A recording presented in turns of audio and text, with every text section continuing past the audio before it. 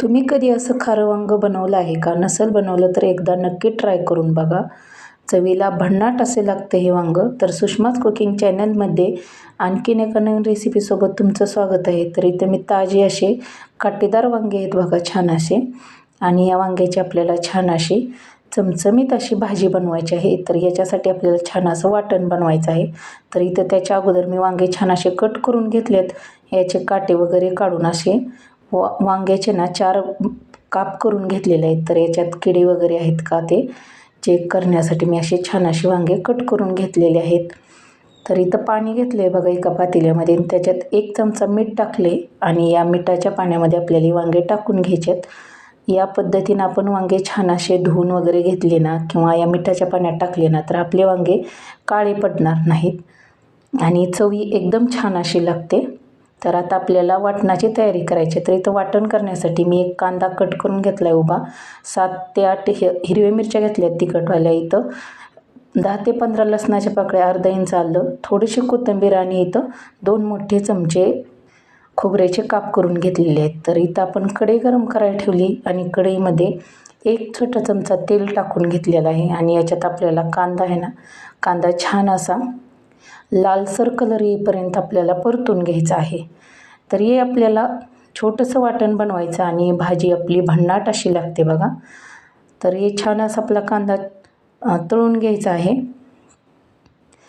कांद्याचा पूर्ण कच्चेपणा काढून घ्यायचा आहे. त्याच्यामुळं काय होईल, आपलं वाटण आहे ना छान चविष्ट बनेल आणि आपली भाजी छान खमंग अशी बनेल.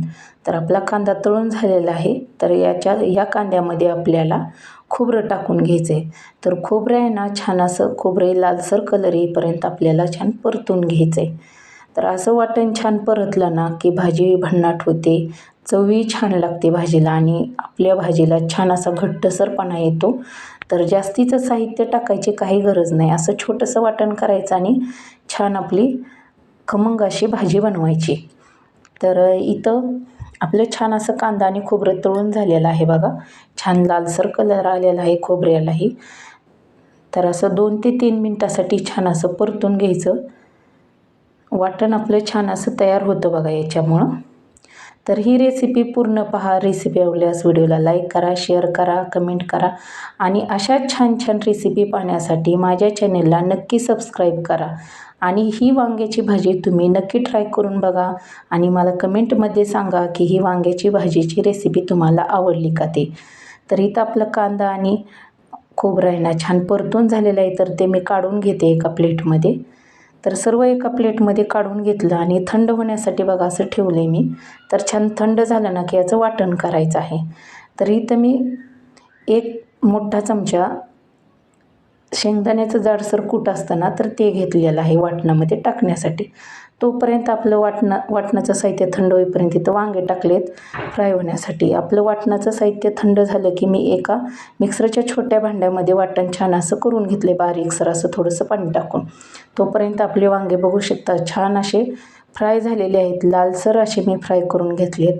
तर कढईमध्येच एका साईडला वांगे सरकवले थोडेसे आणि त्याच तेलामध्ये आपल्याला 1 छोटा चमचा जिरं टाकायचं आहे.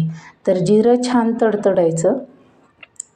जिरं छान तडतडलं ना की फोडणी आपली छान अशी बसते बघा भाजीला. त्याच्यामुळं जिरं कच्चं ठेवायचं नाही.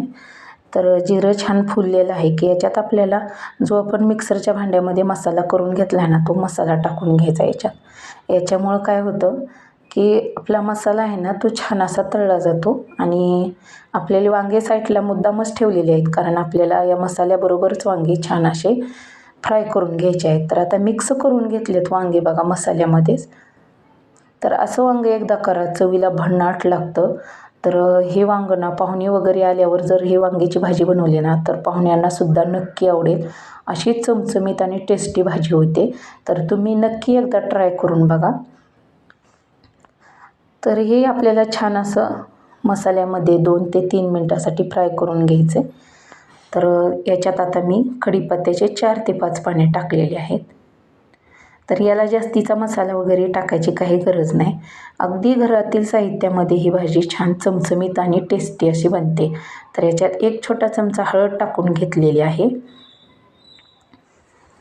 तर ही भाजी ना एक खास आपण वाटण बनवलेलं होतं बघा, छान हिरव्या वाटणातली ही भाजी आहे. त्याच्यामुळे याला लाल तिखट किंवा कांदा लसूण मसाला टाकायची काही गरज नाही. तर याच्यात मी 1 चमचा धना पावडर टाकलेली आहे बघा. आणि छान असं मिक्स करून घ्यायचं आहे सर्व मिश्रण. तर ही भाजी तुम्ही मुलांच्या टिफिनला जरी दिली ना तर मुलांना खूप आवडेल, कारण छान अशी चमचमीत बनते बघा ही भाजी. आणि मुलांना टिफिनला दिली ना तर मुलं रोज मागतील या पद्धतीची भाजी. अशी छान टेस्टी अशी होती वांग्याची भाजी ही. तर याला छान असं आपल्या मसाल्याला तेल सुटलं आहे बघा. तेल सुटलं की याच्यावरती थोडं 2 ते 3 मिनटासाठी आपल्याला झाकण ठेवून घ्यायचं आहे. तर इथं बघू शकता मी झाकण ठेवून घेतलं होतं 2 मिनटासाठी. तर याच्यात 1 चमचा मीठ टाकायचं. तर थोडंसं माझ्याकडनं गॅस फुल झालेला होता, त्याच्यामुळे थोडासा मसाला कढईला लागला होता. पण काही हरकत नाही, आपण नंतर झाकण ठेवून घेऊया. झाकण ठेवले की छान असा मसाला तो चिकटलेला बाजूला निघतो. बघू शकता वांग्याच्या आपल्या मसाल्याला किती छान असे तेल सुटलेलं आहे पूर्ण असं. तर परत एकदा मिक्स करून घेऊया. तर या वांग्याच्या भाजीमध्ये जास्तीचं पाणी घालायचं नाही, म्हणजे हे वांगं चवीला छान लागतं बघा. तर याच्यात पाणी घालायचं असेल ना, थोडंसं पाणी घालायचं. आपल्याला ही भाजी रबरबीत बनवायची, पातळ अशी बनवायची नाही आहे.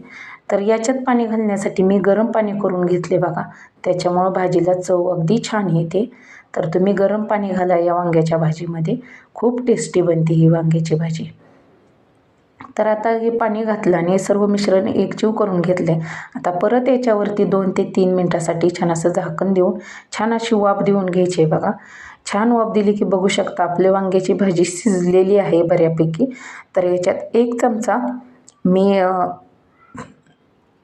मसाला टाकलेला आहे बघा. इथं मॅजिक मसाला टाकला आहे 1 चमचा. तुम्ही गरम मसाला टाका किंवा किचन किंग मसाला टाका. तुमच्याकडं जो कोणता मसाला असेल तो तुम्ही जो वापरत असाल तो टाकला तरी चालेल. भाजीची चव एकदम छान अशी होते. तर याच्यावरती परत 2 मिनटासाठी झाकण ठेवून घेतलं आणि मसाला छान असा शिजला बघा आपल्या सर्व मिश्रणामध्ये. तर बघू शकता अगदी चमचमीत अशी वांग्याची भाजी बनवून तयार झालेली आहे. तर आता आपली भाजी बनवून तयार झाली. आता गॅस बंद करायचा आणि याच्यावरती थोडीशी आपल्याला कोथिंबीर टाकून घ्यायची बघा. आणि ही भाजी आपली बनवून तयार झालेली आहे. ही भाजी तुम्ही भातासोबत खा, चपातीसोबत खा किंवा भाकरीसोबत खा, अप्रतिम अशी लागते बघा.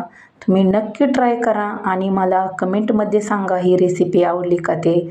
तर धन्यवाद. भेटूया पुढच्या व्हिडिओमध्ये. अशीच चमचमीत भाजी बनवून खा आणि रेसिपी आवडल्यास व्हिडिओला लाईक करा. तर धन्यवाद.